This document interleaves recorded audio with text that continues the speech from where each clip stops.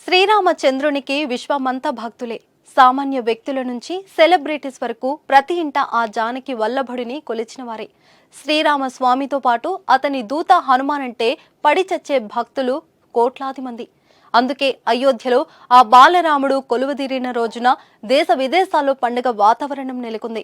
భారతదేశంలో జంటలు తమ ఇంట రాముడు పుట్టాలని రామ్లల్లా ప్రాణప్రతిష్ఠ ముహూర్తానికి ప్రసవం అయ్యేటట్లు చూసుకున్నారు.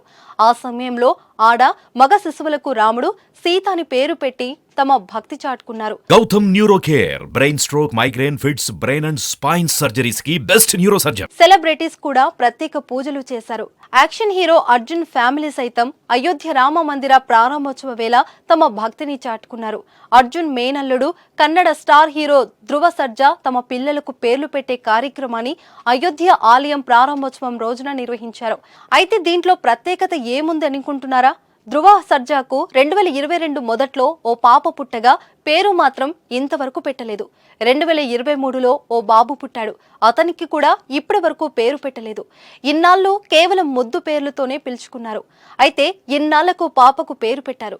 రాముడి ప్రాణ ప్రతిష్ఠ అయోధ్యలో 12 గంటలకు జరగగా అదే టైంలో నామకరణం చేశారు. పాపకు రుద్రాక్షి అని, బాబుకు హయగ్రీవ్ అని పేర్లు పెట్టారు. ఇక ఈ కార్యక్రమానికి అర్జున్ సర్జా ఫ్యామిలీతో సహా హాజరయ్యాడు. అలాగే బాలీవుడ్ నటుడు సంజయ్ దత్ కూడా హాజరయ్యాడు. ధృవ సర్జా కుటుంబ సభ్యులు, బంధుమిత్రుల మధ్య ఘనంగా నామకరణం కార్యక్రమం జరిగింది. అర్జున్ సర్జా ఫ్యామిలీ అంతా ఆంజనేయ స్వామి భక్తులు అని తెలిసిందే. తమిళనాడులోని చెన్నైలో హనుమంతుడి ఆలయాన్ని కూడా అర్జున్ నిర్మించాడు.